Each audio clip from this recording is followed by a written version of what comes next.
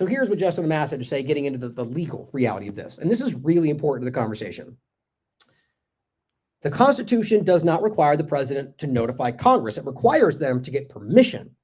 Now, we're going to get into their argument about the War Powers Act and why it's a self-defense, which would then circumvent the idea that you need to get permission, right? Because that's how this works, is that if you're under attack or a threat, you can respond. And then it takes 60 days and possibly 90, depending on what the way you use, there's an extension, there's a whole point that you can then, by that point, you then are required to go through Congress to continue. And that within 48 hours, he was required to present his justification to Congress, which allegedly he did on the 2nd, which we'll get into. But what he's saying right here is that we just notified them. And with what we know, that this was not imminent, based on even what the Pentagon says, well, then he's admitting right there that this was not done illegally. And this person says, show me specifically in the Constitution where it expressly says the commander-in-chief, Article 2 powers, has to get the permission of Congress. I mean, can you really think this is, I can't tell whether this person is just in shockingly anti-American style lying to people, like coming out and just blatantly lying about how easily you can look this up in the Constitution, or whether he just actually doesn't know that.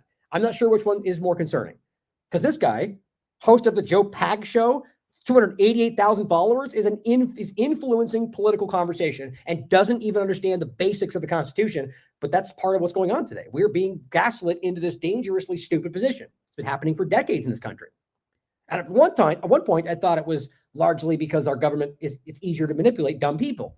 But now I'm starting to think it's quite a bit bigger than that. Now, here's the actual clip, and then we'll talk more on it. Why not notify Congress ahead of this and just Congress? Well, we did. We notified Congress. I mean, we notified the Gang of Eight. We notified congressional leadership. There's no law that requires us to do that. The law says we have to notify them 48 hours after beginning hostilities. No, see, he's manipulating that already. And this is my point. He knows this stuff. The 48 hours is about you giving them basically your justification. And then if you were under an emergency imminent attack, you could continue for 60 days, possibly 90.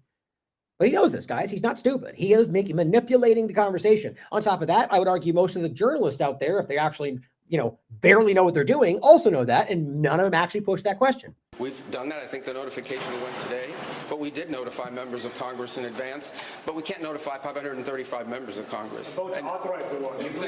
See, right there again, he's conflating the two things. The 48-hour notification is about justification for, actually, I'm not sure if it's specific. I forget what it says about all of Congress. I think it's specifically the Gang of Eight, as they call it, the inner circle.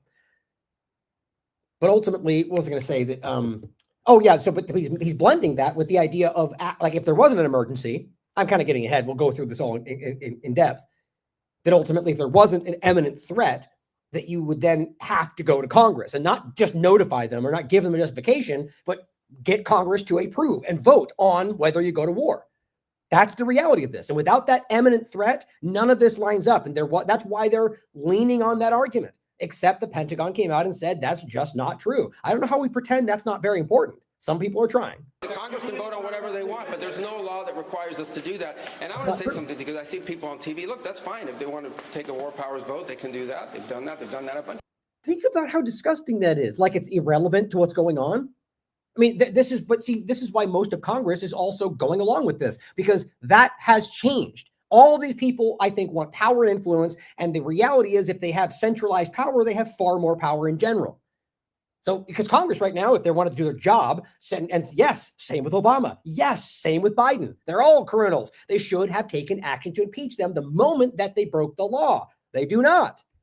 So then they know this. And so he goes, well, they could do whatever they want because nobody's actually doing anything. We saw talks about impeachment for Trump months ago. We were talking about this by January. Nobody did anything. Nothing real anyway, because it's all a big show as far as I'm concerned. Times.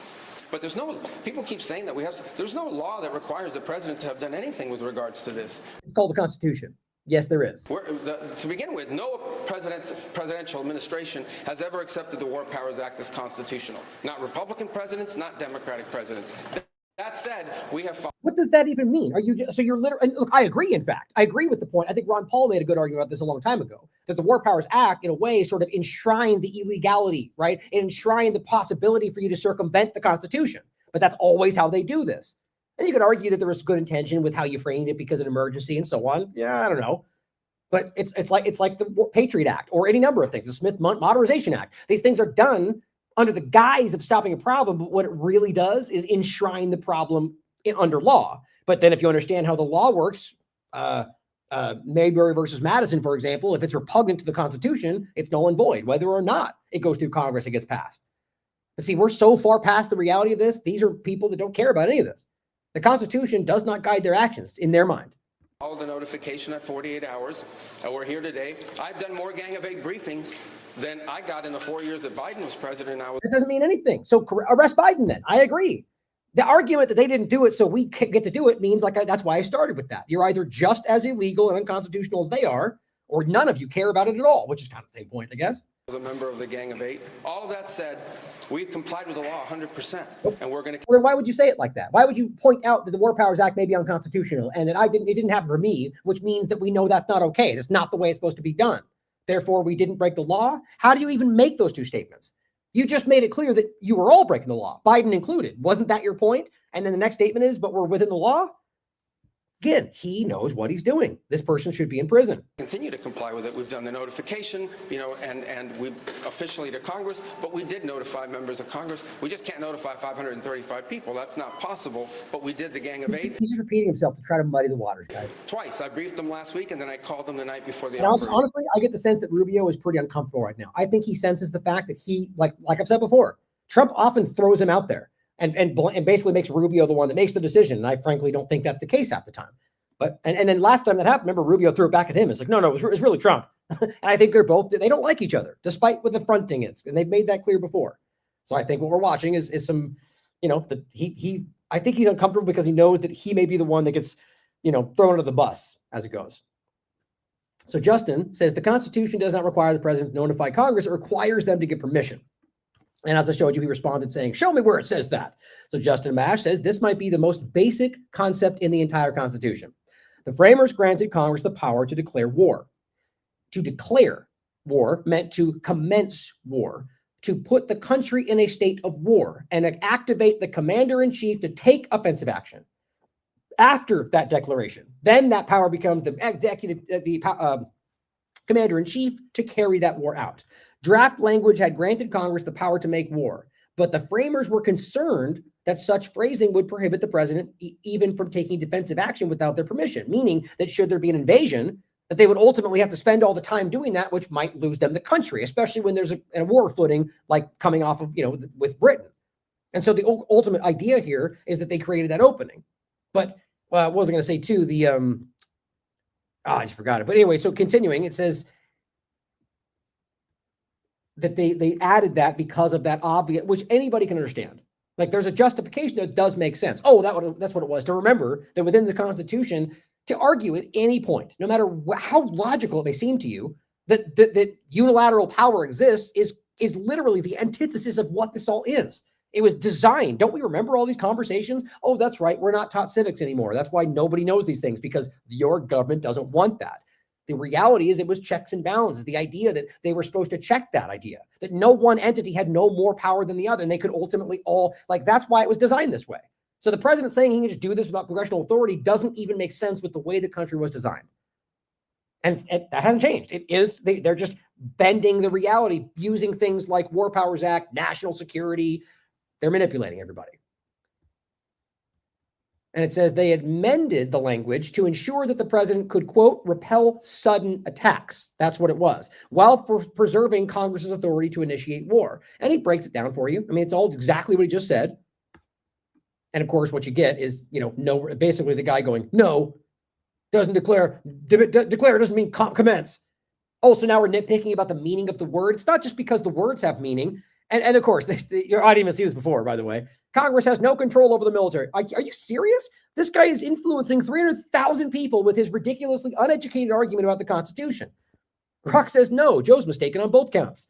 Not that it matters. He is, whether or not Grok says that. But it's just that obvious today. And there's a huge faction of these people who are trying to misinform everybody.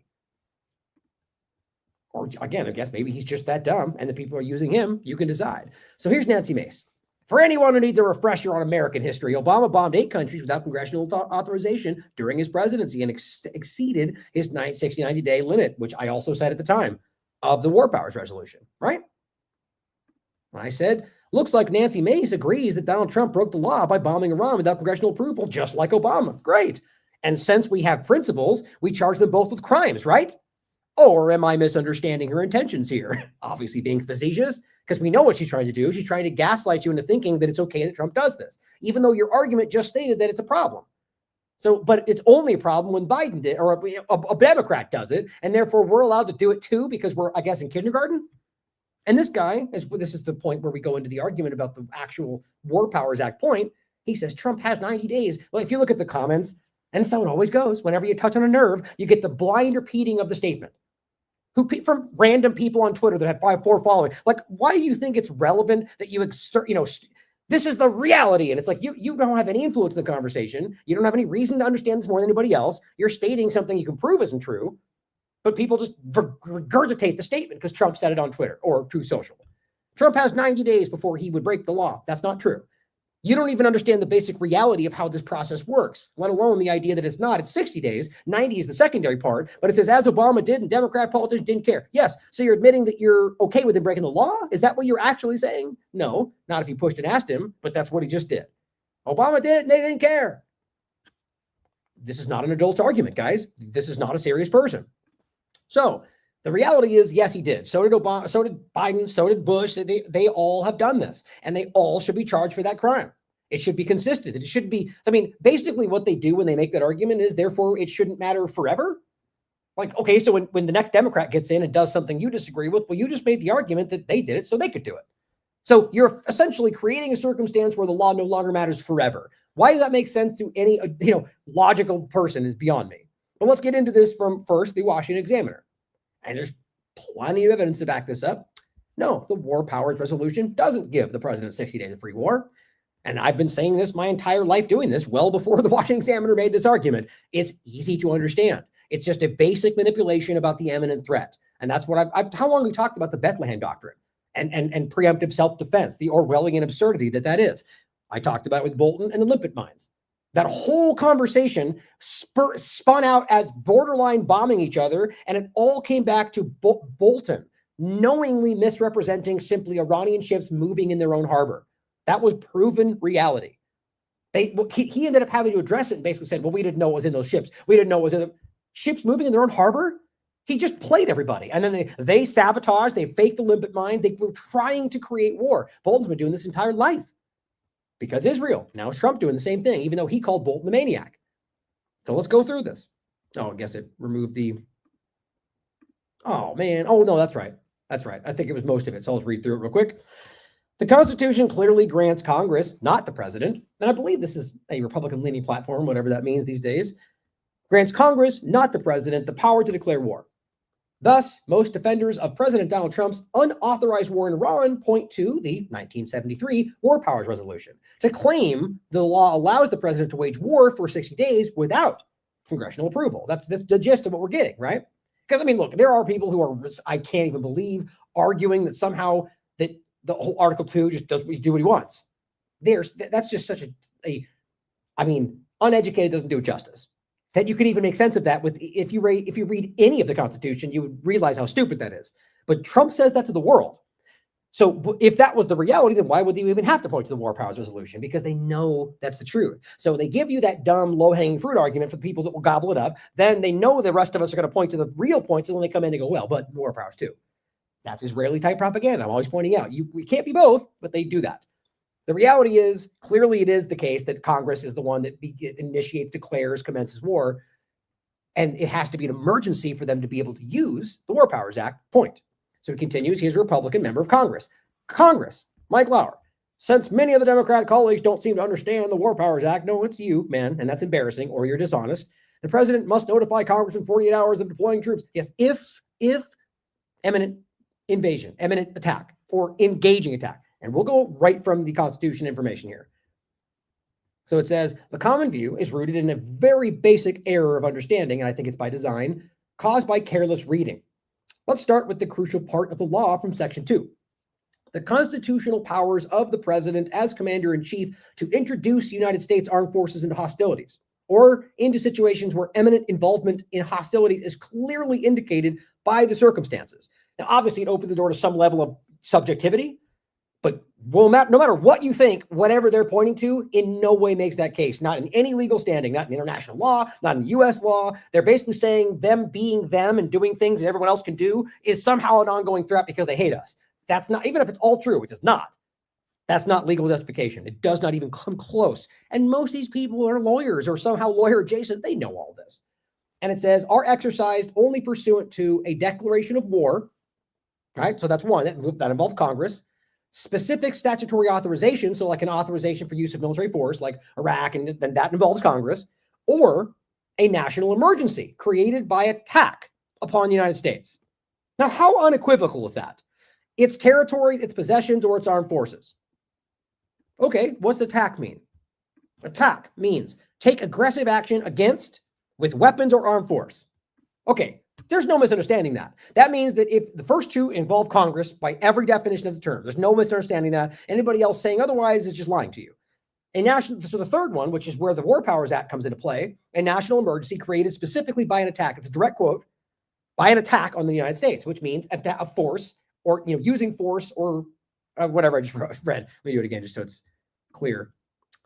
Take aggressive action with weapons or armed force. So people or armed force like bombings, and to take action. To claim them building missiles and eventually do so is not the same thing. Now, Bethlehem Doctrine is not legal reality. That's not law. That is simply their mindset. So them claiming preemptive attack, that's not legal, guys. That's not the reality. So continuing, it says, if you think Trump is within his rights to launch his Iranian regime change war, read that passage from Section 2 again.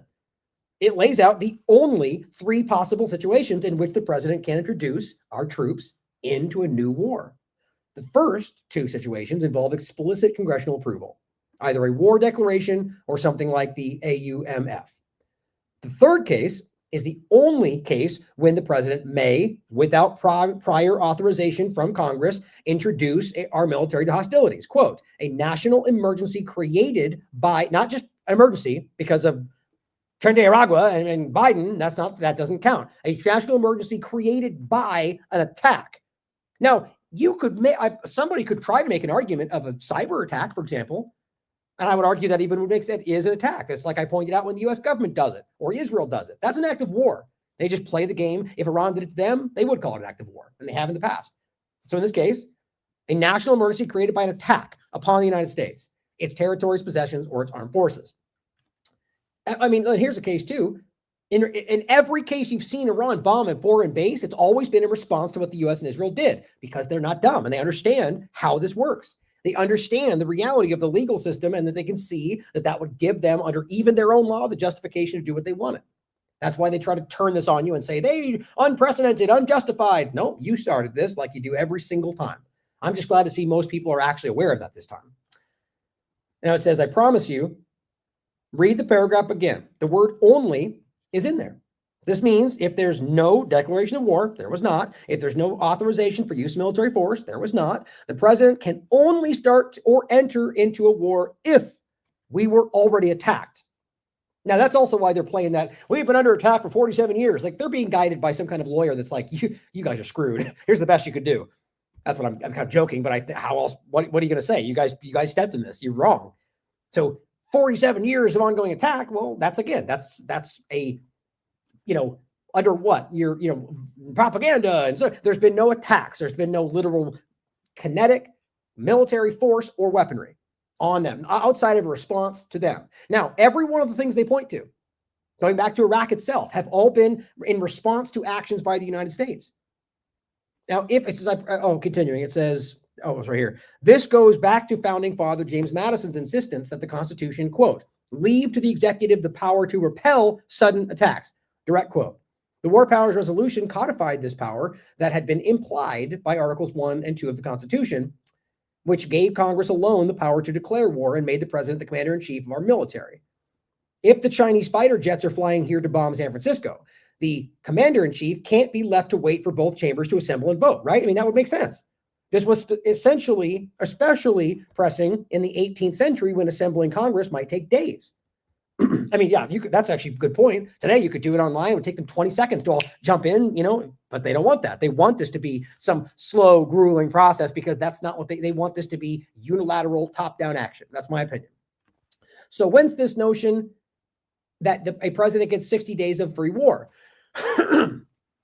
Read down a little bit and you'll understand this confusion. It says Section 4 of the law lays out mandates on the president in case he introduces troops into war or the edge of war. Quote, in the absence of a declaration of war. Quote from Section 2, it's often what they point to. We know from Section 2, we know he may only do this if we have attacked, or he may only do this, may take this action if we've been attacked or are about to be attacked, right? So that's the idea. This is the imminent invasion, imminent attack, or ongoing attack, where you're able to do that in the absence of declaration of war. And it says in such a case of repelling attack, Section 4 lays out that the president must, one, and this is what we're dealing with right now, but you remember, the imminent attack's not there. So going through this process of the 48 hours and 60 days, they're already breaking the law in every possible way. Now, in that process, had they been an imminent attack, they've already met the 48-hour part, as I understand it. Trump sent a thing I think it was yesterday, which barely met the 48 hours. So then the argument is 60 days. But it says, so one, make a report to Congress, which he did, get congressional approval within 60 days. So now they have a 60-day period where, I think right now most of them, well, it's interesting. It's a mixed bag. And I think I think most of them are biding their time to see what Americans think, because they're all a bunch of fair weather people. But at the end of the day, people like Massey are calling it out, and so after the 60 days, they get to vote. Most Democrats I can see are all in support of this. This is always what we're showing you guys. It says, in such a case of repelling attack, 4 lays out the president must go through those steps. Again, these Section 4 mandates on the president apply only when Congress hasn't declared war. But the president isn't allowed to wage war without congressional authority except for repelling an attack. It's very simple. They know this. The 60 days of free war with the president apply only in the case of a national emergency created by an attack upon the United States, its territories, possessions, or armed forces. The Trump administration will try to argue, one, as they already have, that Iran was about to attack us, which is where they've gone. I'll go through it again. It gets really broken the way they tried to do it. It's clumsy. Or number 2, the War Powers Resolution was unconstitutional, which is essentially what he just said. Like, this is what I'm talking about. They're trying to make an argument, but then they already laid the groundwork for maybe going a different direction should they need to, because they're just going to take what they can get. That's dishonesty. And those are trickier arguments. The 60-day free war claim is just flat wrong when it's a war of choice. It's important to understand this, guys. So here's what Grok had to say. Again, important to understand, you can read this directly from the Constitution. But if you're going to ignore, I guess, the Constitution, then maybe you care what Elon Musk's manipulated Grok has to tell you. Is it basically asking about whether the U.S. is first attacked? Now, it says, under the War Powers Resolution, Section C2, the president may introduce U.S. armed forces into hostilities or situations where hostilities are imminent only pursuant to a declaration of war, statutory authorization, same thing, a national emergency created by an attack in the United States. It's exactly the same thing. It says, in other words, strictly speaking, the president lacks unilateral authority to start offensive military actions. Well, thanks, Croc. Like strikes on other countries, unless responding to an attack or imminent threat equivalent to one, which is not what's happening, but they're trying. Preemptive or preemptive actions without this justification arguably violate the resolution. Arguably, they do. It's very simple, because you don't have preemptive justification without technically there is no such thing as preemptive justification, because the argument would be that they're already about to attack. So it's response, not preemptive defense. That's the game of words. But it says, if forces are introduced to hostility in regard to reporting, the president must notify Congress. So if you're being attacked, explaining the circumstances. Then under the 60-90-day point, it says, once a report is submitted, or should have been, that was yesterday, U.S. forces must be withdrawn within 60 days, unless Congress authorizes continued action, which is what's happened in the past, basically by lack of action, like letting it continue. And then it says, where was I? Unless Congress authorizes the action. And it says the president can extend this by up to 30 days. That's where the 90 comes in, if they certify in writing that it's necessary for the unavoidable military necessity of safely moving forces. Think about this. So right now you've got MAGA people going, he's got 90 days, when the extra 30 days only comes into play if in writing he claims they have to do this because of the unavoidable military necessity of the safety of removing forces. So think about that. That means that you've already decided you're going to get out of the war, and you need a 30 more day period to get the troops that they claim aren't even there out of the country. And you've got people out there, major people in the MAGA movement going, he's got 90 days. Like that guy we just pointed to for 300,000 followers. And the argument, if you're even going to be right about it, and you're not, within the base point of whether he's allowed to, is 60 days. And another 30 should he decide to remove them. It's just, it's just so broken and embarrassing. This is why I think people like that, they actually don't know what they're talking about. Because why would you make yourself look like a moron just to help the team? It's hard to say. You can decide which one it is. It says this clock is intended to force congressional involvement and prevent indefinite unauthorized wars. The resolution's framers tied it closely to the attack emergency scenario, as that's the only valid basis for unilateral action initiation. If the action doesn't meet the attack threshold, it's not supposed to happen at all, meaning there's no legitimate 30-day grace period for non-defensive wars. They cite the 30-day because I just quoted what they said up there, and that's what they're referring to. And lastly, does the 90-day window only apply if the U.S. is attacked first, which is the whole point. Strict legal interpretation, yes. Yes. You cannot have that unless you are attacked. And that's what they just did. So they're lying to you and breaking the law. Now it says for non-attack scenarios, e.g. preemptive strikes, which is what, let's be clear, that's what they're calling it. Trump, every one of them, Netanyahu more than anybody, preemptive defense, right? So according to the reality, for non-attack scenarios, e.g. preemptive strikes, the action could be seen as unauthorized from day one, potentially breaking the law immediately rather than after 90 days. That's the reality. Now, in practice, it says, now this is important. Presidents from both parties have often ignored or broadly interpreted this limit, claiming inherent Article 2 powers to act preemptively or under existing authorizations, like the former authorization of use of military force that was applied to Iraq and it brought it just anywhere ever they think it's connected. It's insane. So at the end of the day, you either acknowledge that the Constitution was built to stop this very exact kind of blooming power that's unjustified, or you can go, none of it matters because they can do whatever they want. But then explain for me why you're fighting for the Constitution. See, there's honest people out there and there's dishonest partisan players. That's pretty much the gist of it as far as I can tell. And here we are where they're forcing this in, and the idea that just because they didn't do it before does not mean it's suddenly okay now. That's actually that you're arguing against your own argument when you do that. Lastly, it says, excuse me, the Trump administration has described the February 2026 strikes as preemptive or in response to immediate threats, killing Iran's supreme leader and others, but without evidence of a direct attack on the United States. Exactly.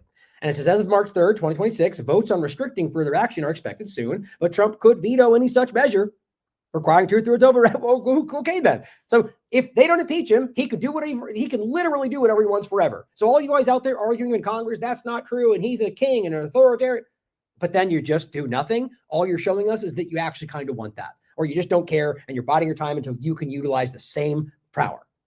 Because think about it. You he can just veto it. This is a never stopping train unless you guys decide to step in and stop that power, whether it's Bush, Obama, or Trump, or Biden, or any of them, but they won't. In summary, Grok says the 90-day period is legally tied to the attack response scenarios, which you already know. It says that non-defensive actions like the Iran strikes that Trump just carried out don't qualify for that grace period. Now, here is what Mike had to say. And the argument of war, as we talked about jokingly this morning, is embarrassing because what they're doing is coming out and calling it a war and then pushing back on calling it a war. Half the time, I think this is by design, like just to make it confusing and make people not know what they should say and people just kind of check out. But here's Mike Johnson. Or maybe not. Hold on. Oh, I got the wrong one. Shoot.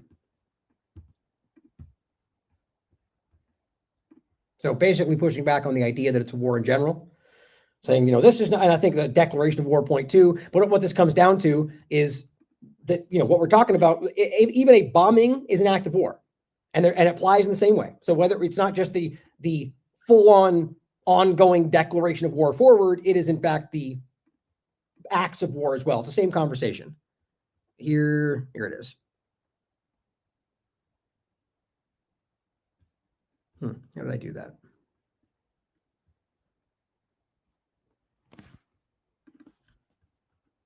Decades, the president was acting well within his authority.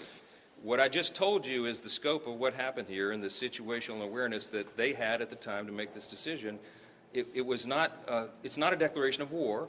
It's not something that the president was required, because it's defensive in nature and in design and in necessity, to come to Congress and get a vote first. And if they had briefed a larger group than the Gang of Eight, you know, there's a real threat that very sensitive intelligence that we had, you know, might have been leaked or something. So this is why the Commander-in-Chief of our armed forces has the latitude that any Commander-in-Chief, any president always has, because they have a set of information that is sensitive, timely, and urgent, and they have to be able to act upon it. They did that. Is acting well within his authority. What I just told you is the scope of what happened here and the situational awareness that they had at the time to make this decision. It was not, it's not a declaration of war. It's not something that the president was required, because it's defensive in nature. That's the important part. I just want to make sure I didn't miss it, because I was, it looks like I did have the wrong setting on, by the way, so I apologize about that. The audio is probably much better right now. Here, this is the bottom line is, guys, that he's basically talking about, where's the 12 on there? You know, it's defensive in nature, but we just went through this pretty clearly, right? So if you're arguing it's defensive in nature, then you don't have the legal authority to do what you're doing. There is no legal reality where, unless you're being attacked, where this can happen the way it's happening. And again, they know this. Like, I mean, if we're in a world where they actually don't know this, I find that almost more alarming than anything else. And that would make my argument for who's actually calling the shots here, guys. But, you know, it's incredible. And we're going to go through this even more. So next point. Oh, actually, we're going to come back to that video. Here's Ken Klippenstein. White House talking points for congressional Republicans say we are not at war. Just major combat operations in Iran.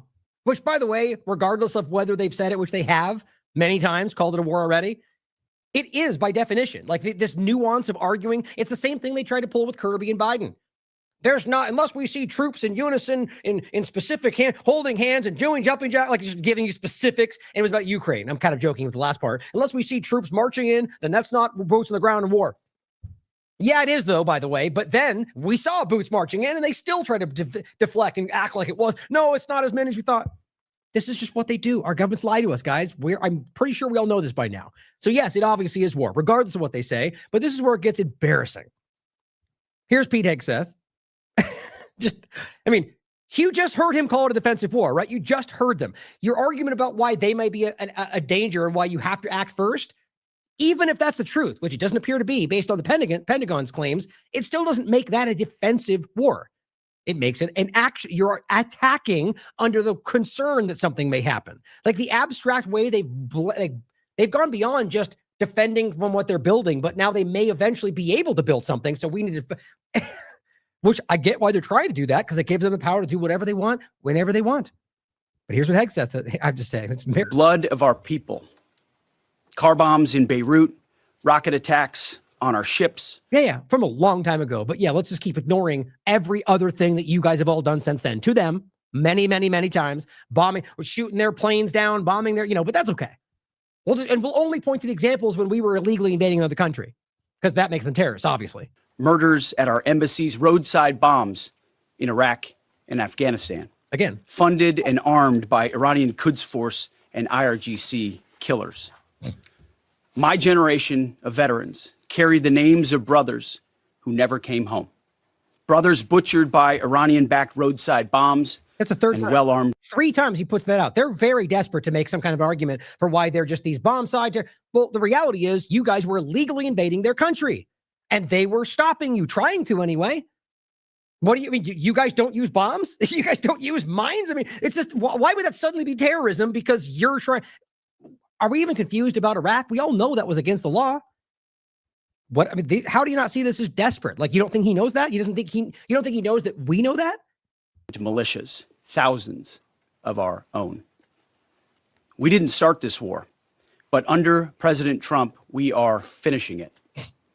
Oh, really? Now, to be obviously clear, and I don't think I ever need to say this based on who I am and what I've always done and what I've said, the reality is obviously American troops dying is horrible, just like Iranian troops dying is horrible. They're human beings with families and dreams, and that it matters. It should matter on all sides. And if only one matters to you, then you're the problem. But the reality here, guys, is that what we're talking about was illegal action. U.S. troops are not. It doesn't make them special because somehow they're broke the law. Their government made them break the law, and their defense of that was within the law. There's no world in which them defending your illegal act defending off U.S. government's illegal actions makes them terrorists. It's just ridiculous. But as I wrote in response to what he said, because he said, we didn't start this war, we're going to finish it, aside from quite literally starting the war, though. And then even Twitter. The U.S. and Israel's combined forces did, in fact, preemptively strike. That's what they called it. How can you not call that? Because they want you to believe that them telling you that they might do something, which means we have to respond to stop them preemptively, means that they started it. You not see how you can make that argument against literally anybody, anywhere? It's obvious. So here is the embarrassing compilation of him calling it a war, like you just heard multiple times, many of them, Trump included, and then having all of them, masked and all the rest, Luna, embarrassing themselves by going out and going, it's not a war. There's no boots on the ground, even though we just heard they might put boots on the ground. Yeah, boots on the ground might be necessary, we just heard, but they're going to yell at you now because you're so dumb and you don't understand. I think they're being used. We may have casualties. That often happens in war. I don't know if this is technically a war. We didn't start this war, but under President Trump, we are finishing it. This isn't a war.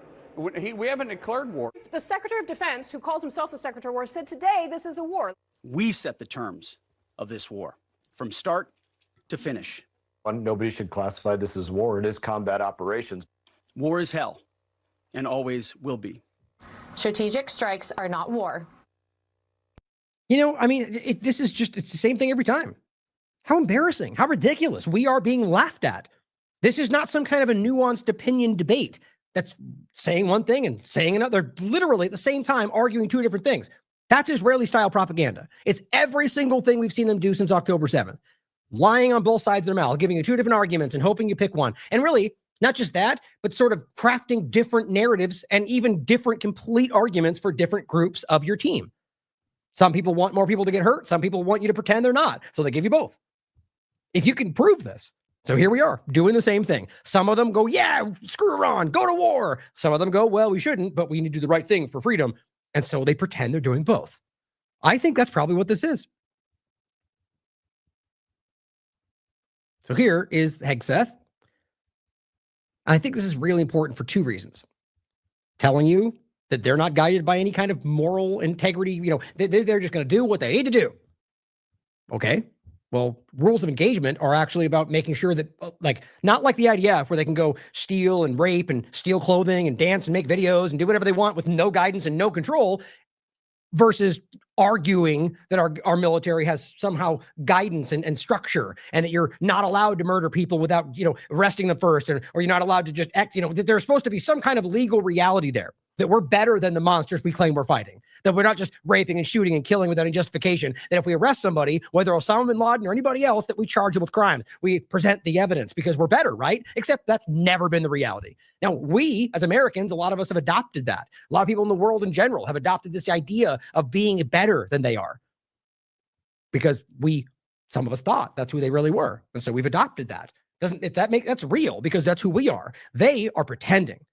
They don't care about any of this. So listen to him tell you, we don't need these rules of engagement, which means we don't care about having any guidance. These people can go out and do whatever they want. They can murder someone on the street because we said they're a bad guy.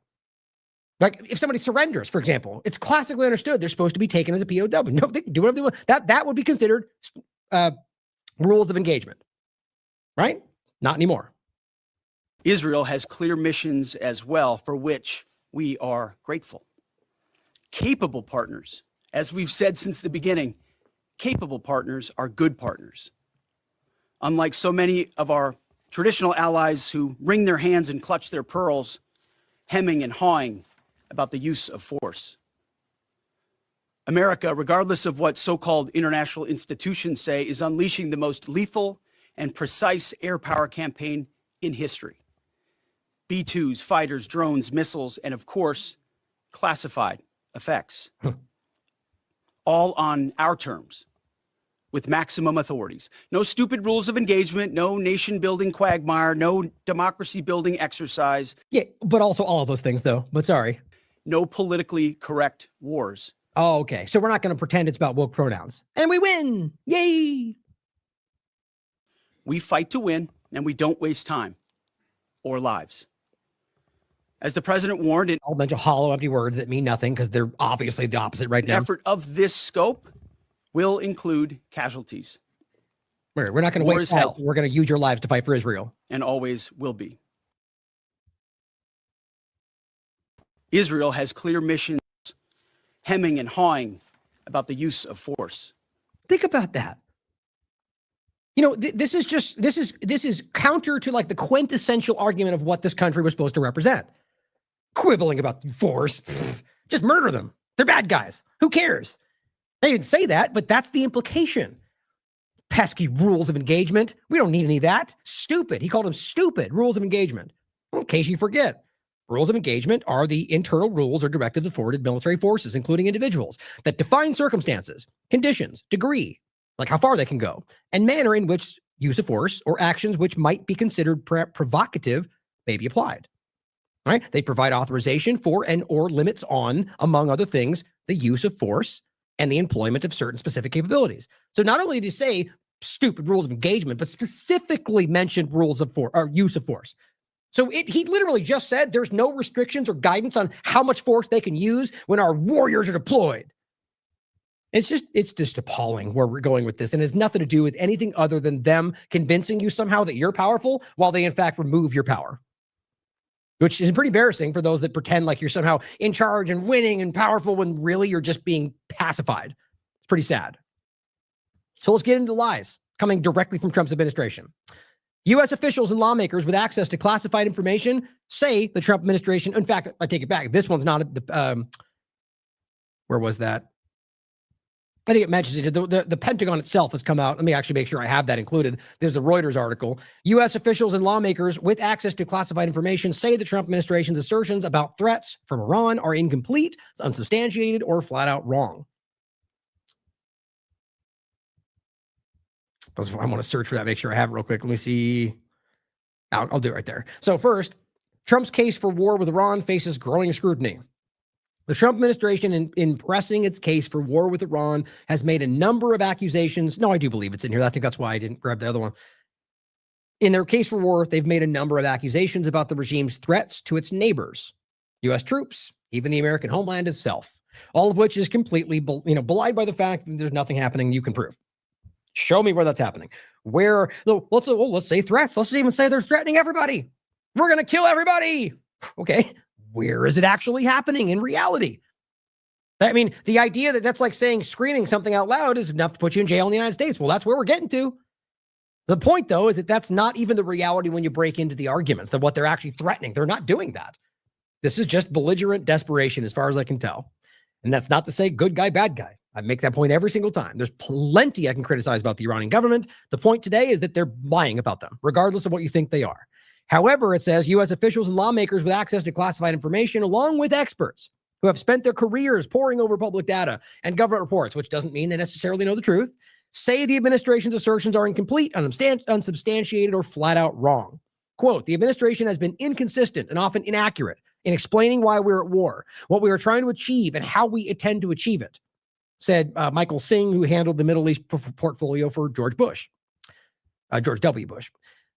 President Trump, speaking Monday at the White House, has said U.S. was running out of time to, quote, eliminate the intolerable threats posed by this sick and sinister regime, and added that the operation could last 4 or 5 more weeks. You got to love how this continues to stretch. And look, the reality, guys, is this is going to stretch. If you think this is going to end in any, like in some, well, put it this way, because this could go any number of directions. I mean, Israel could nuke them tomorrow. Is the reality that I think that this was, they're fully intending to go as far as this needs to go.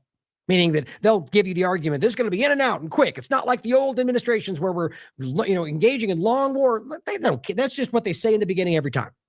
Like what they said of Iraq, it's going to be in and out, and they're going to welcome us like heroes. And it didn't happen. They do it every time, and people fall for it every time or choose to because they're team sport players. It says Rubio on Capitol Hill later told reporters that Tehran planned to attack the U.S. following opening strikes by Israel on Iran, requiring the U.S. to protect American forces in the region. Now, that's slightly changed already. But he says from an imminent threat. So you understand their first effort to water this down was that ultimately that and this is what I played for you in the last show, that he had to attack because Israel, or rather that, for opening strikes that Israel was apparently going to do anyway. We'll get to the nuclear threat or blackmail argument that John Kirikow seems to have started, which I think there's merit to it, but it's not something that wipes Trump clean of responsibility. But then ultimately he said that Israel was going to bomb them. And then we thought our intelligence claimed, probably Israel's intelligence, that Iran would then bomb the United States, which I don't think even makes sense. Why in the world would Iran, even though every other time it had the opportunity, chose to show restraint and maybe bomb a base in Iraq, for example? Why would they bomb the U.S., which would cross a huge line, unprecedented, instead of bombing Israel? Again, like they've done numerous times. It doesn't make any sense. You see what I'm saying? So it's actually a false argument it certainly could have been the reality, but there's nothing to indicate that. And in fact, everything that suggests that would be doing that, like every past example, would give them what they need to respond. We said this about Syria. When they go, they're going to do a gas attack. And we would go, why would that happen? Right now, they're in a position where they seem to be gaining momentum. The U.S. is floundering. And they're going to jump out and do the one thing they need to give the U.S. the excuse to stay. And then what do you know what happens after Trump was like, we're going to leave. Oh, now I can't because they gassed somebody. And we know those were lies.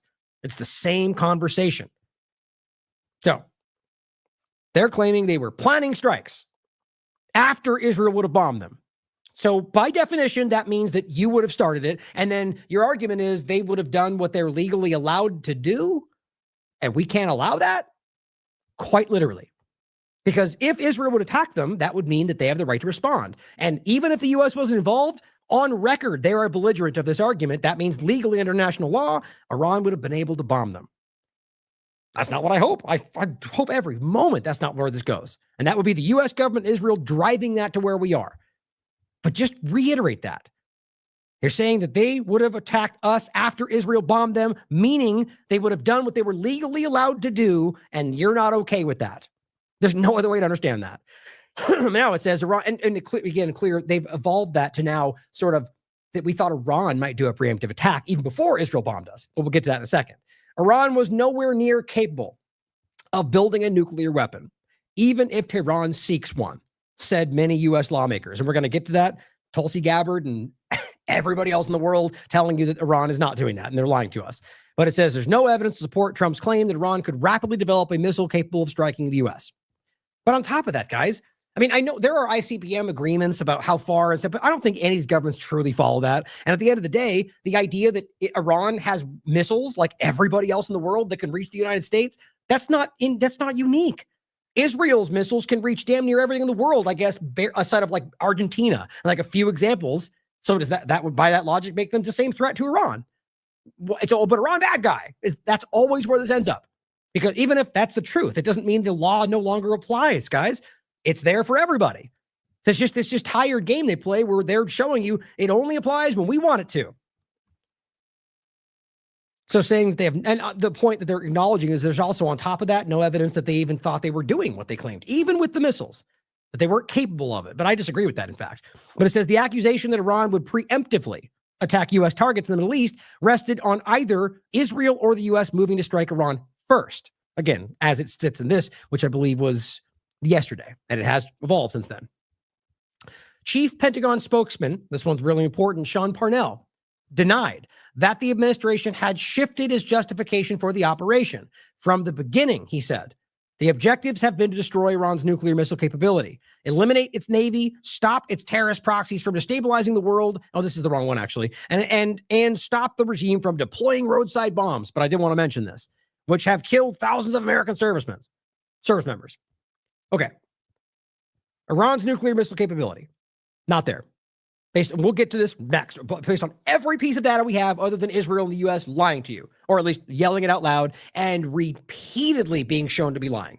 And I mean Netanyahu with his weird little bomb Wile E. Coyote graph, or the wall of CDs that turned out to be nothing but information he had from 20 years ago. All of this came out to be proven. And they just make it up. We're 2 weeks away, 1 year away. Everyone's sharing those videos. And that's what it is. To kill the thing that, by the way, Trump said a week ago was obliterated, meaning annihilated. By definition, it doesn't exist. Its particles are gone. That's what those words mean. And so here we are, where he's telling you suddenly we have to do it again to destroy the thing that we just told you was destroyed. So either lied in the first place, which in fact I argue that, but these are not nuclear capabilities that in my opinion, based on the evidence. But then eliminate its Navy. It's Navy. What? So yeah, this is effectual. In effect, give up entirely. Like Gaza, just become group that we can do whatever we want to at any time. You have no power, but it'll all work out for you, even though we hate you and call you terrorists. Give up everything you have, missiles, Navy, everything. And if you don't, you're terrorists. I mean, this has just gotten to a cartoonish level, like more than usual. Stop its terrorist proxies from destabilizing the world. Who are we talking about? It's like the clip from, who are you talking to? What are we doing here? This is incredible. So what they're talking about is Houthis, Hezbollah. We do this every single time. Hamas, which Israel funded until recently. But nobody cares about that, apparently, because, oh my God, they're funding proxy terrorists, but so did Israel. But we don't care about that one. Well, then the Houthis, as I said yesterday, and every time we've talked about it, have demonstrated themselves to be objectively the opposite of what they claim. The pirates and terrorists were stopping ships that were bringing equipment to Israel, didn't kill anybody, didn't steal anything, and let everybody go. The bombings even were effectively kept the ships afloat because they were stopping them. It was restraint. And they're the terrorists? And yet you're watching Israel and the United States like laughingly kill people, and they're the bad ones? Overall, the point is, even if they were actually funding them or actual proxies they claim, which they are not, they're allies, it still wouldn't be stabilized. Who's the Houthis destabilizing? Who are Hezbollah destabilizing? It's just become so ridiculous. Oh, look at the U.S. Look at Israel. Look at the UK. There are, in many examples, destabilizing places all over the world under the guise of stabilization. It's just it's that clear. And stop the regime from deploying roadside bombs. I mean, I almost can't believe they decided to just kind of throw this back in, and Trump said it 6 times. He said it 3 times. We're talking about bombs from Iraq. By the way, a place where they illegally invaded and they were legally defending. But why would you cite that from Iraq? When's the last time they did that? 2011, apparently? Look it up. And now it says, but the only administration, that's why I